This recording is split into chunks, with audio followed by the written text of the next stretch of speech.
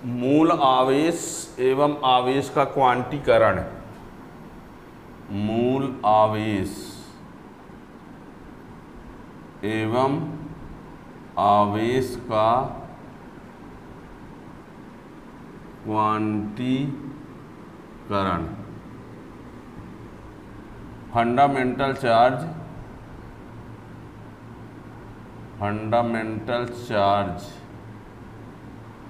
And quantization of charge.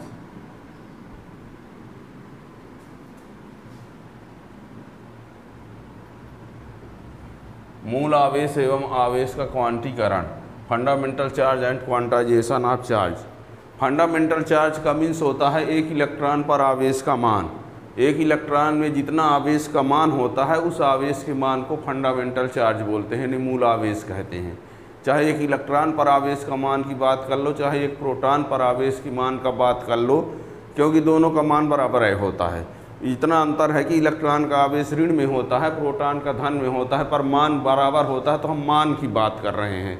तो एक electron पर आवेश का मान या एक प्रोटॉन पर आवेश के मान को मूल आवेश कहा जाता है, और उस मूल आवेश को स्मॉल ई से प्रदर्शित करते हैं, और उसका जो मान होता है 1.6 × 10⁻⁻19 कूलाम होता है। एक इलेक्ट्रॉन पर या एक प्रोटॉन पर आवेश की मात्रा को मूल आवेश कहते हैं, और इसका मान होता है 1.6 × 10⁻⁻19 कूलाम।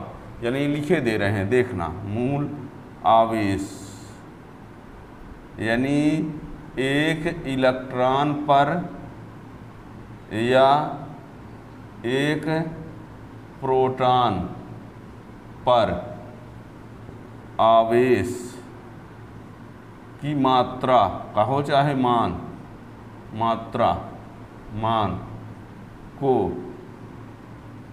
मूल आवेश कहते हैं। मूल आवेश कहते हैं। एक इलेक्ट्रॉन पर या एक प्रोटॉन पर आवेश की मात्रा को मूल आवेश कहते हैं। इसे इलेक्ट्रॉनिक आवेश भी कहा जाता है। इसे इलेक्ट्रॉनिक आवेश भी कहा जाता है। इसे ई से दर्शाते हैं, जहाँ ई बराबर 1.6 × 10⁻⁻19 कूलाम। ये मूल आवेश है। ये क्या है? मूल आवेश। ठीक है ना। यह न्यूनतम संभव आवेश है। न्यूनतम संभव आवेश है। इसका मतलब ये हुआ किसी भी वस्तु में आवेश का जो मान होगा वो इससे कम नहीं हो सकता, क्योंकि आवेश का सबसे कम मान कितना होता है? यही होता है। ठीक है ना। तो यानी मूल आवेश, इलेक्ट्रॉनिक आवेश, न्यूनतम संभव आवेश कह दिया जाए। मूल आवेश का मान ये रहा, इलेक्ट्रॉनिक आवेश ये रहा, न्यूनतम संभव आवेश ये रहा।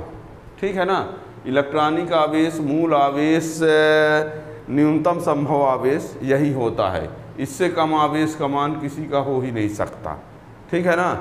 यदि आपसे कोई क्वेश्चन कर दे कि क्या किसी वस्तु में ये आवेश संभव है, ये आवेश हो सकता है, तो पहली बात तो ये देख लेना। उसके लिए और तरीके होते हैं कि हो सकता है कि नहीं, पर यदि इससे कम है तो वो तो कन्फर्म है कि नहीं होगा।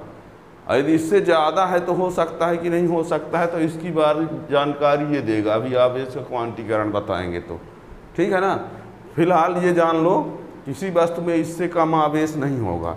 यदि मान लीजिए कोई कह दे कि किसी में 1.6 यानी 1.5 × 10⁻⁻19 कूलाम आवेश, तो ये नहीं हो सकता, क्योंकि इससे कम पॉसिबल ही नहीं है। ठीक है ना। तो ध्यान रखना। तो ये रहा मूल आवेश। इसके बाद ये आता है क्वांटीकरण। क्वांटीकरण क्या होता है सुनिए। अब मूल आवेश तो समझ गए, क्वांटीकरण का मीन्स क्या होता है? किसी भी वस्तु में जो आवेश का मान होगा वो मूल आवेश का पूर्ण गुणज होगा। यानी जितना मूल आवेश का मान होता है ना, जितना मूल आवेश का मान होता है उसका पूर्ण गुणज। पूर्ण गुणज मतलब उससे दुगुना, तिगुना, चौगुना, 5 गुना, 6 गुना, है ना। किसी वस्तु में जो आवेश का मान होगा इस आवेश का पूर्ण गुणज होगा, अर्थात इस आवेश का या तो दुगुना होगा या तिगुना होगा या चौगुना होगा, पर ऐसा नहीं होगा 1.5 गुना होगा, 3.5 गुना होगा, 4.2 गुना होगा, ऐसा नहीं होगा। समझ रहे हैं। किसी वस्तु में जो आवेश का मान होगा वो इस आवेश के मान का पूर्ण गुणज होगा। पूर्ण गुणज का मतलब वही दुगुना, तिगुना, चौगुना, 5 गुना, 10 गुना, 100 गुना, 1000 गुना, पर दशमलव पॉइंट में नहीं हो सकता कि इस आवेश के मान का 1.5 गुना है, 3.5 गुना है, 5.25 गुना है, 3.2 गुना है, ऐसा नहीं होगा। ठीक है ना। यानी किसी वस्तु में जो आवेश का मान होगा इस आवेश के मान का पूर्ण गुणज, चाहे इसको मान लो कि इसके पहाड़ा में आएगा, जैसे 2 × 2 2 दूना 4, 2 तिहाई 6, इस प्रकार से। तो मूल आवेश का पहाड़ा, मूल आवेश का मूल आवेश का दुगुना या मूल आवेश का 3 गुना या मूल आवेश का 4 गुना। तो किसी वस्तु में जो आवेश का मान होगा वो मूल आवेश का पूर्ण गुणज होगा या मूल आवेश के पहाड़ा में आएगा, ये समझ लीजिए। ठीक है ना।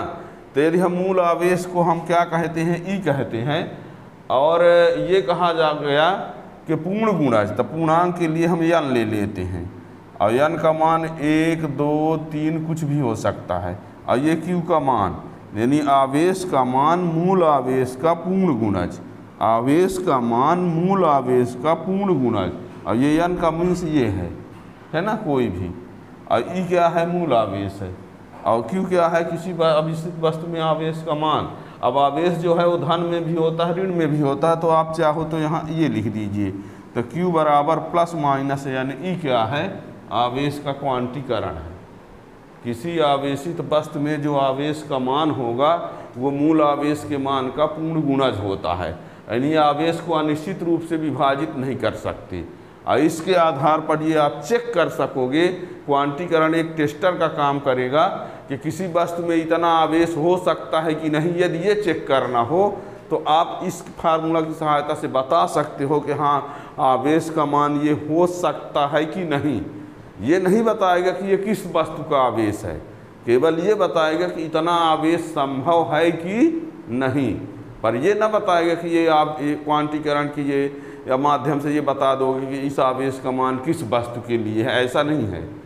ठीक है ना। तो आवेश का मान वो संभव है कि नहीं है, ये इस फार्मूला के आधार पर पता चलेगा। ठीक है ना। तो क्या कहा हमने क्वांटीकरण में हमने बताया कि किसी आवेशित वस्तु में जो आवेश का मान होगा वो मूल आवेश के मान का पूर्ण गुणज होगा, अर्थात आवेश को अनिश्चित रूप से विभाजित नहीं किया जा सकता है। Q बराबर प्लस माइनस यानी ई, और ई क्या है, मूल आवेश है जो कि ये है, और यन क्या है 1 2 3 4 कुछ भी। ठीक है ना। इसी से यदि यन का मान निकालेंगे तो Q/E होगा, है ना। 3 सवाल बन सकते हैं।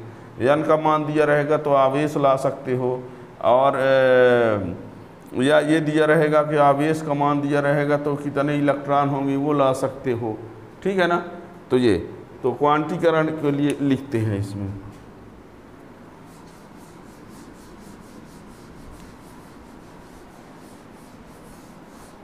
क्वांटीकरण, आवेश का क्वांटीकरण।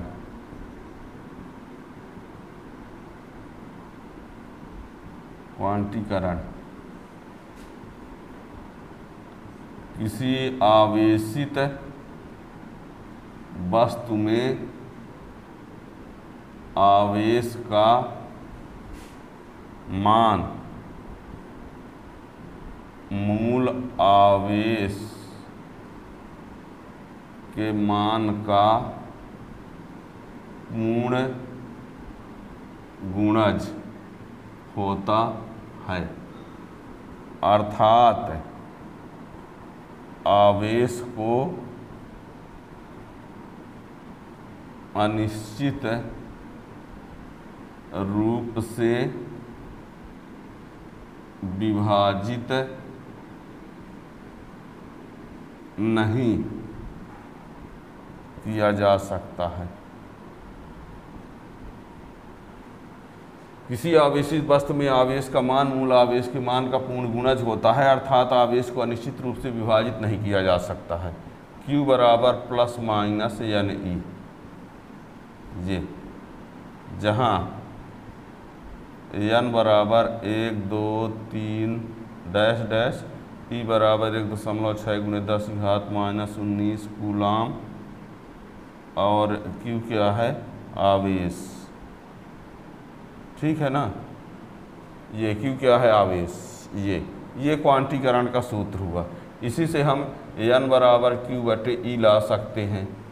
ठीक है ना, यानी ये फार्मूला ये कहता है कि यदि हमको ये पता रहे कि आवेश का मान इतना है तो इलेक्ट्रॉनों की संख्या कितनी होगी, या इलेक्ट्रॉनों की संख्या इतनी है तो आवेश का मान कितना होगा। यानी आपको बता दें, यदि आवेश का मान दिया है और इसमें ई का भाग कर दो, n का मान क्या आना चाहिए, पूर्णांक। यदि कह दिया जाता है कि किसी वस्तु में इतना आवेश हो सकता है कि नहीं, किसी वस्तु में इतना आवेश हो सकता है कि नहीं, तो आप उस आवेश में ई का भाग कर दो। ई का भाग मतलब इतने का भाग 1.6 गुणे 10 की घात माइनस 19 का। और यदि वो आ रहा है n का मान 1 2 3 4 पूर्णांक में आता है, इसका अर्थ हुआ कि उतना आवेश हो सकता है।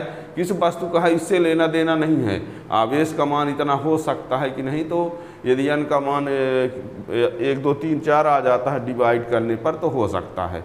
जैसे मान लीजिए यदि ये कहा जाए क्या Q बराबर 14.4 गुणे 10 की घात माइनस 19 कूलाम संभव है, संभव है। मान लो ये प्रश्न किया क्या Q बराबर इतना संभव है, तो n बराबर आप Q बटे E करिए, तो ये 14.4 गुणे 10 की घात माइनस 19, अब बटे E का मान 1.6 गुणे 10 की घात माइनस 19, ये कट गया n, तो n बराबर 9 आया, पूर्णांक है। n क्या है, पूर्णांक है, मतलब इतना आवेश हो सकता है। अब ये किसका आवेश है इससे हमको लेना देना नहीं है, मतलब ये आवेश का ये मान संभव है कि नहीं ये पूछा गया। ठीक है ना, तो इतना आवेश संभव है। अब ये किस वस्तु का आवेश है इससे हमको नहीं लेना देना है, लेकिन क्या Q बराबर 14.4 गुणे 10 घात माइनस 19 कूलाम आवेश संभव है कि नहीं, तो आप n बराबर Q बटे E लाए तो ये कट उठ गया, n बराबर 9 आ गया, तो ये पूर्णांक है। इसका अर्थ हुआ कि इतना आवेश हो सकता है। और यदि मान लीजिए कोई यह मान दिया होता, n का मान दशमलव में आता, क्या आता, दशमलव में। मान लीजिए 15.4 दिया है, मान लो ये 15.4 दिया होता तो n बराबर 9 दशमलव कुछ आता, तो जब 9 दशमलव कुछ आता तो कह देते कि यह संभव नहीं है, सही ना। संभव होता है तब जब n का मान पूर्णांक में आए। ठीक, अब तो अब आपसे ये भी पूछा जा सकता है कि यदि किसी चालक में इतने इलेक्ट्रॉन है तो आवेश कितना होगा, तो इलेक्ट्रॉन दिया रहेगा कि इतने इलेक्ट्रॉन है तो उसका इससे इंटू कर देंगे, तो ये फार्मूला है, ये है। ठीक है ना, याद रखिएगा। तो n बराबर इतना, यानी संभव है कि नहीं है ये बताना था। अब मान लो कह दिया जाए, ये कह दिया जाए कि 1 कूलाम आवेश में इलेक्ट्रॉनों की संख्या क्या होगी। मान लो एक क्वेश्चन आपसे कहा कि 1 कूलाम आवेश में, 1 कूलाम आवेश में कितने इलेक्ट्रॉन होंगे, कितने इलेक्ट्रॉन होंगे, ये क्वेश्चन है। मान लो 1 कूलाम आवेश में कितने इलेक्ट्रॉन होंगे, यानी Q बराबर क्या दिया है, 1 कूलाम, और आपको लाना क्या है, n का मान ज्ञात करना है ना। तो आप क्या कहोगे, Q बराबर यानी E होता है, तो ये n बराबर क्या होगा, Q बटे E होगा। अब Q का मान 1 है और इसका मान 1.6 गुणे 10 की घात माइनस 19 है। इसी को आगे हल करते हैं तो 10 बटे 16 गुणे 10 की घात ये 19, ये 19 ऊपर गया तो प्लस 19, और इसका दशमलव हटाए तो 10 बटे 16 हो गया। इसी का एक 0 इसको दे देते हैं ताकि भाग करने में आसानी हो जाए। तो ये 6.25 गुणे 10 की घात 18। इसका क्या अर्थ हुआ, इसका अर्थ ये हुआ कि यदि 1 कूलाम आवेश है तो उसमें इलेक्ट्रॉनों की संख्या कितनी होगी, 6.25 गुणे 10 की घात 18। ठीक है, क्या किया हमने, Q बराबर n बराबर Q बटे Q का मान 1 कूलाम, E का मान मूल आवेश, हल किया, दशमलव हटाया तो 10/16 हुआ, ये -19 ऊपर गया प्लस हो गया, एक जीरो इसको दिए 100 हो गया, तो ये 18 बन गया और इसमें भाग किए आया। यही सवाल, एक कूलाम है, माइक्रो कूलाम मिली कूलाम दे देगा तो उसको बदल के लिख लेना, ठीक है ना। तो ये इस प्रकार से है। तो ये क्वांटीकरण से आप क्या करेंगे, चेक कर सकते हैं कि आवेश हो सकता है कि नहीं हो सकता है, यदि कितने इलेक्ट्रॉन होंगे या इलेक्ट्रॉन दिया है तो आवेश कितना होगा, ये ज्ञात किया जा सकता है, ठीक है ना। तो इस प्रकार से और क्वेश्चन के लिए आप चैनल को सब्सक्राइब कर लेंगे तो आपको क्रम से पूरे फिजिक्स का वीडियो मिलता रहेगा। Thank you.